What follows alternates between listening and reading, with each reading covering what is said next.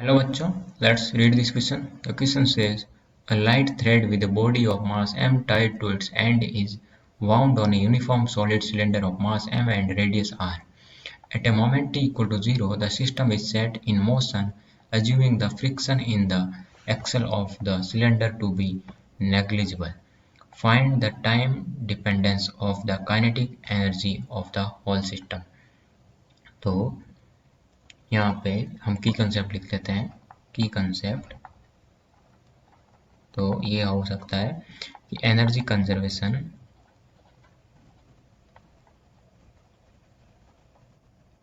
Of a system under gravity. ये system है पूरा pulley and mass and string और ग्रेविटी के अंडर है. तो let's say t equal to 0 पे ये मास t इक्वल टू 0 पे था एंड t इक्वल टू कुछ टाइम बाद t टाइम बाद ये आ गया डेल्टा एच, इसने ट्रेवल किया नीचे की साइड. तो जो ये पुली थी ये कुछ v स्पीड से आया होगा. इसके यहाँ पे अब कुछ v स्पीड होगी. v स्पीड होगी मीन्स ये ओमेगा होगा और कोई दूसरा फैक्टर नहीं है. तो v इक्वल टू होगा ओमेगा आर. तो टोटल एनर्जी कंजर्व करते हैं तो delta T kinetic energy plus delta U equal to 0. तो 1/2 mv square plus 1/2 mr square by 2 ये हो जाएगा I. mr स्क्वायर बाई 2 ये एक सॉलिड है तो डिस्क का जो होता है वो इसका होगा. तो इंटू ओमेगा स्क्वायर माइनस ये नीचे गया है और ये फोर्स लग रहा है mg. तो mg डेल्टा h ये इसका ये रेफरेंस लेता है. तो यहाँ पे mgh था, ये तो minus mg delta h equal to 0. इतना ग्रेविटी जो पोटेंशियल एनर्जी है वो डिक्रीज हुई है.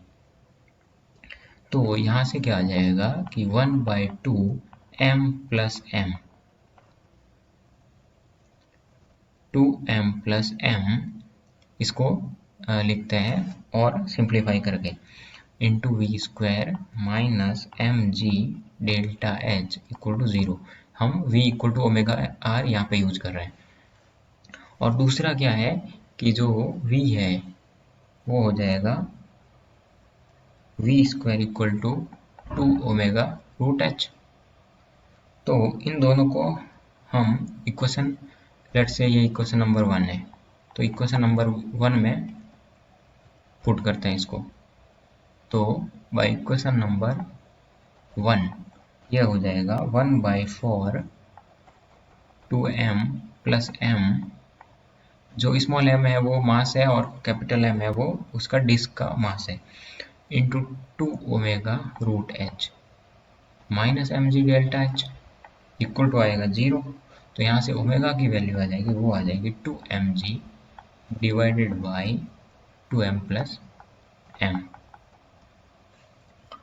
और यहाँ से हम लिख सकते हैं कि जो ओमेगा ऑफ t होगा वो क्या हो जाएगा equal to 2mg divided by 2m plus r 2m plus m r into T. जो v के साथ जो एक्सेलरेशन है उसके कारण चेंज हो रहा है, एक्सेलरेशन g है. तो v इक्वल टू जो होगा वो होगा g इंटू टी. तो ओमेगा हो जाएगा ओमेगा v बाई आर होता है तो g into T by R. तो इसको हम पुट करते हैं तो काइनेटिक एनर्जी जो हमसे पूछा गया है वो क्या आएगी इक्वल टू आ जाएगा 1/2 mv square plus 1/2 mr square by 2 omega square. और इसको इसमें वैल्यू पुट करते हैं तो ये आएगा 1/4 2m plus m r square omega square. ये रोटेशनल फॉर्म में आया और r स्क्वायर ओमेगा स्क्वायर को हम v स्क्वायर लिख सकते हैं. तो ये आ जाएगा t of t equal to linear form में कि 1/4 2m plus m into V square. तो यही हमारा आंसर हो जाएगा. So hope you understood it well and best of luck.